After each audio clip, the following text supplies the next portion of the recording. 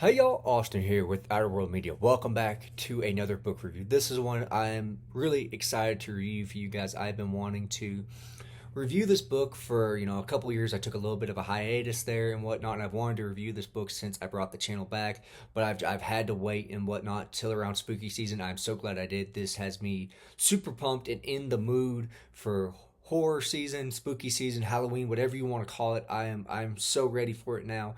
And of course, this is a book that I highly recommend. I'm not even going to lie up front. I extremely recommend this book for everybody. But let's get into it. What book am I talking about? Well, I'm talking about Mr. Stephen Graham Jones' masterpiece, My Heart is a Chainsaw. So, kind of going into this book, what is it about? Well, I'm going to read you the blurb so you can kind of get an idea. You won't find a more hardcore 80s slasher film fan than high school senior Jay Daniels. And you won't find a place less supportive of a girl who wears torn t-shirts and too much eyeliner than Prufrock, nestled 8,000 feet up a mountain in Idaho alongside Indian Lake, home to both Camp Blood, site of a massacre 50 years ago, and, as of this summer, Terra Nova, a second home celebrity Camelot being carved out of a national forest. That's not the only thing that's getting carved up, though. This, Jade knows, is the start of a slasher. But what kind? Who's wearing the mask? Jade got an encyclopedia recall of every horror movie on the shelf. But will that help her survive? Can she get a final girl trained enough to stop all this from happening? Does she even want to do it? Isn't a slasher exactly what her hometown deserves? If that doesn't get you pumped, then I'm hoping this video will, and this review will. Again, this book is about Jay Daniels. She is a high school senior in Prufrock, Idaho. She's also Native American. Mr. Jones, I will start off saying most of his books tend to circle around Native Americans and their culture and whatnot, which I think is a great idea. I feel like they don't get enough, spotlight and whatnot. When it comes to fiction books, most of the time I feel like we focus more on, the nonfiction, the history part and the aspect of what's happened to them. And again, I'm just a guy with a camera, so this is just my personal opinion, But again, getting into, this book, and I'm going to set this up right here so you can see that. So, like I said, I read this book like 4 years ago, and I really enjoyed it. I absolutely enjoyed the hell out of it and whatnot, and I could never get it out of my mind. Well, like I said, I wanted to review this, but I wanted to reread it and get a second read under my belt, through this book and whatnot, and then do a review on it, just because I want to do this book justice. Holy crap, am I glad I reread this book. So again, getting into, Jay Daniels, again, high school senior, Prufrock, Idaho. Again, as the blurb discusses, Prufrock, Idaho is not the ideal town for anybody who is a major horror fan like Jay Daniels. I think she's probably more of a horror fan than I am, and I like to think I'm one of the biggest horror fans out there. This book, to kind of tell you how we're setting up this book, starts off with this Swedish couple, these kids that are in Prufrock driving through to a different destination. They just happen to stop at the lake and whatnot, and they end up getting in a canoe, and they go out on the lake, and then that's where crap hits the fan. And that's where, this book starts off at. And then from there, we're introduced to Jade. So, like a horror movie, this opens up with a murder of some sort, but we don't know who did it or why. And again, after that, like I said, we're introduced to Jade, and we are following Jade, through her life. Jade is definitely not someone who's popular by any means.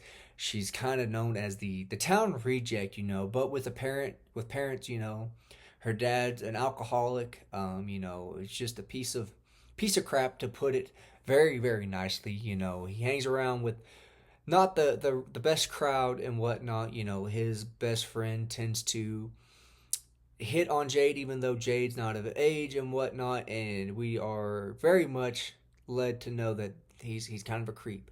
And again, I'm just kind of setting up the scene for you in the life that Jade has to live. Her mom works at the local dollar store. That her parents are married still, but they don't live together, haven't for like 4 or 5 years and whatnot. Jade doesn't really have anything to do with her mom, and she definitely doesn't want anything to do with her dad, but she can't avoid it because she lives with her father. And so again, as the story goes on, we are finding more and more out about Jade and whatnot, and how just crappy of a life that she has. And it's definitely, for this being a horror book and whatnot, and a love letter to slashers, this book really has heart. The more you read this book, the more you feel for Jade, the more you want Jade to get out of this town and make something of her life. You understand, the odds were stacked against her, and she is doing her best, but she's just kind of fallen into the hole that Prufrock is. There's no way really for her to get out. I mean, one part in the book she talks about going to Boise and how Boise would be awesome to get out of Prufrock and go to Boise. I've never been to Idaho, never been to Boise, but again, instead of reaching for the stars and saying, Hollywood or here or there, she's trying to say, I just want to get to Boise, get out of this town. I don't care where, I just need to get out of this town. And so, again, as the story unfolds and goes on, again, we are led to believe that something is going on in this town. We don't know quite yet what it is, but Jade does, or at least she thinks she does. She believes that there is a slasher out and about. She believes that she is in a full-fledged slasher movie. There, as it discussed in the blurb, they are building a little community across the lake. For the rich and famous that have come through and just happen to say, what, we like this area, we're going to build here and whatnot. And as it discusses in this book, without trying to give anything away, there's no road really to get over there. You have to take a boat, you have to take a yacht.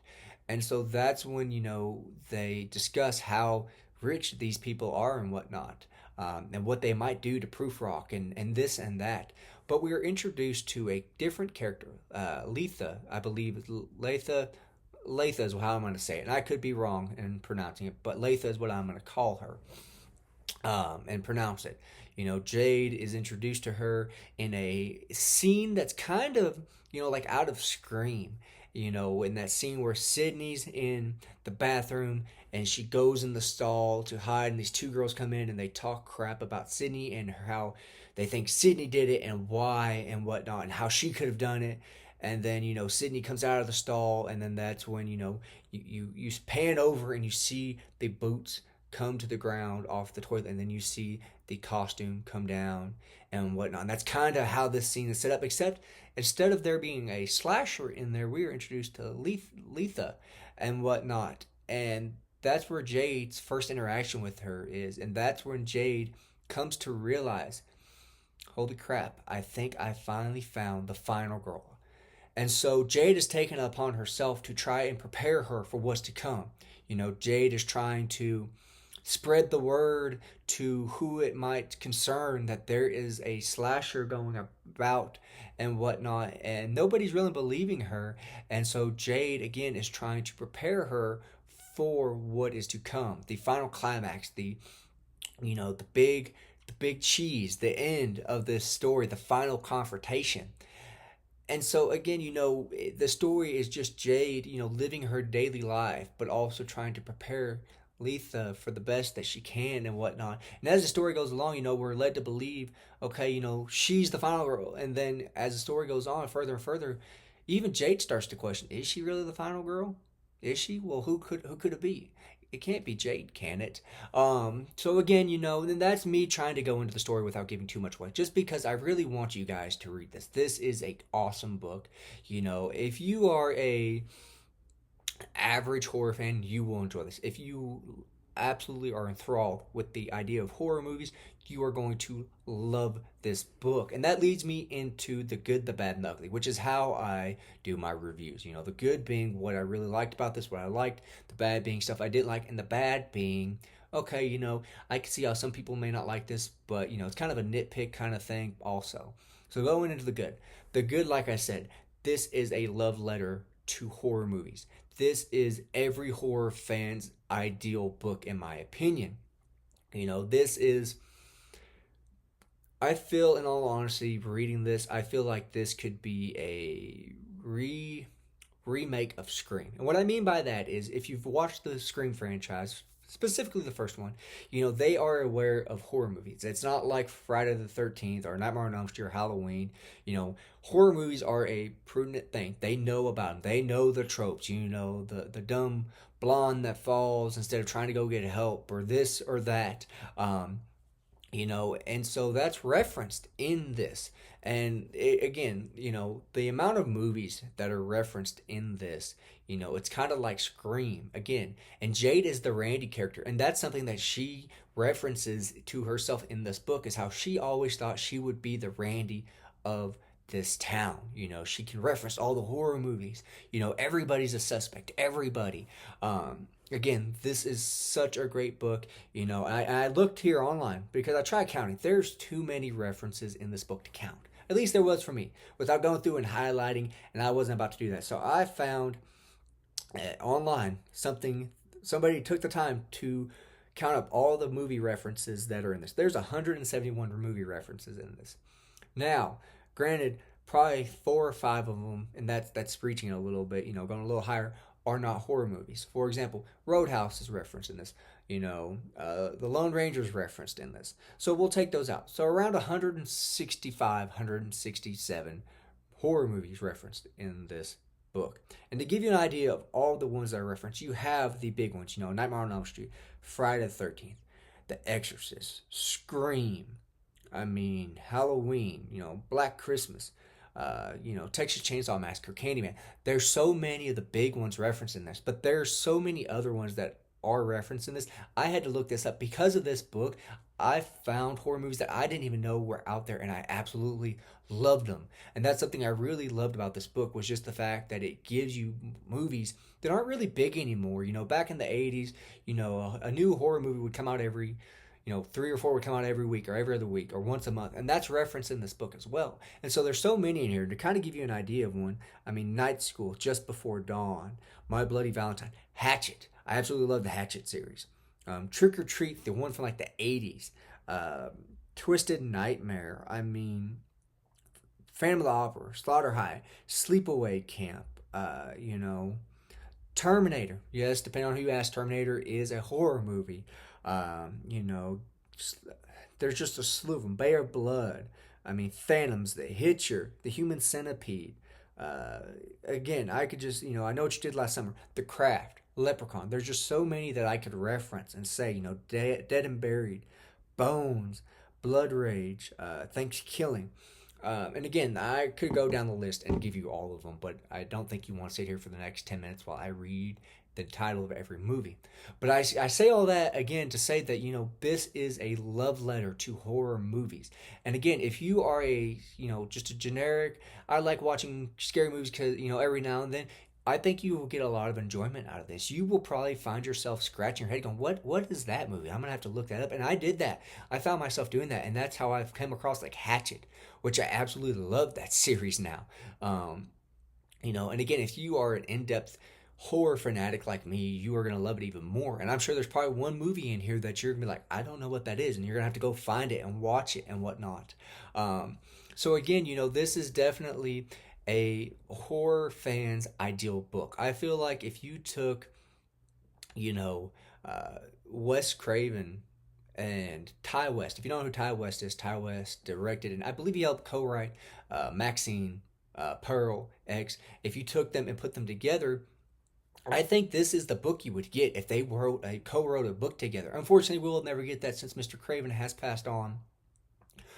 But again, this feels like if you took, the modern day, like X or Pearl or Maxine, like a modern writer / director, Ty West, and you took Wes Craven and him and you put them together, that's what you would get, I feel like, is this book.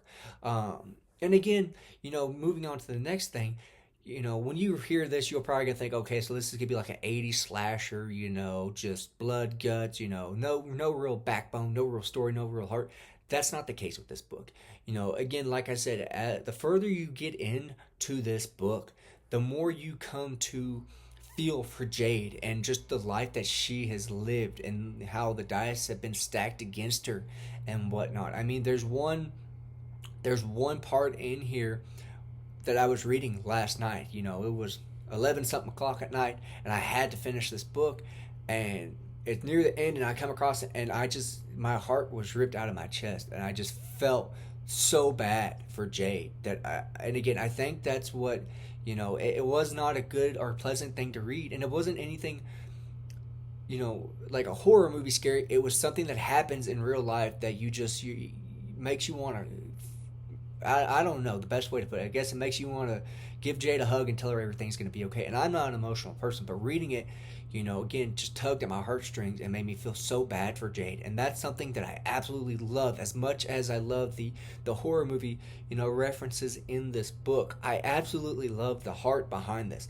Mr. Stephen Graham Jones has written, I think, and I was a teenage slasher. I love that book. But I think My Heart is a Chainsaw will always be my favorite book by him. This is such a classic book. You know, I don't know how this thing has not been made into a movie or a TV show. It's a crime. We need to do a grassroots petition to get Mr. Jones a movie offer. Hollywood, if you're looking for your next big horror movie, this is it. This is, again, I could go on and on about everything that I love in this book. I mean, and another thing too is he takes so many different subgenres of the horror, series or overview and puts together. There's a creature feature in here. There's revenge, a murder revenge thing. There's slasher aspect in this. There's paranormal aspect into this. I mean, there's just so much that's rolled into this. I absolutely loved reading this book, every single second of it. And the pacing of this book as well, we get to go around and see the area, and it's just something that I really enjoyed. We're not given, stuck in one area. Proof Rock, Idaho is not that big of a town, but we get to explore, Terra Nova. We get to explore, the abandoned camp. We get to explore, the lake a little bit. We get to explore, again, Proof Rock. I mean, we're just all over this place. Another thing too, again, beside Jade and the character aspect of her, like I was saying, the characters that we are, designed to be disgusted with and hate in this book, he does such a great job with it. I mean, when one of the characters' names was referenced in this book, I just felt like my skin crawled. Just, man, I hate this guy. I despise him. And again, Mr. Jones has done a great job of character development as this book goes along, because again, we find out more and more, certain key characters. There are, characters in this book that have always had Jade's back, and she doesn't fully realize it, but as the book goes on, we are led to believe and figure out, what, they cared more about Jade than what they let on. Whether it's this character or that character. And again, I'm not going to give names because I don't want to spoil anything. But again, this is such a great book, and the scenery is awesome as well, and whatnot. Kind of going into the bad part of this. I really can't come up with anything. I really wish this was a longer book. I guess that's the nitpick thing, so I guess that would go in the ugly. I really don't have anything to say about the bad for this. I guess the only thing I could come up with is I wish we had spent more time at the camp and got a little bit more background history of the area. I think that would be the only thing.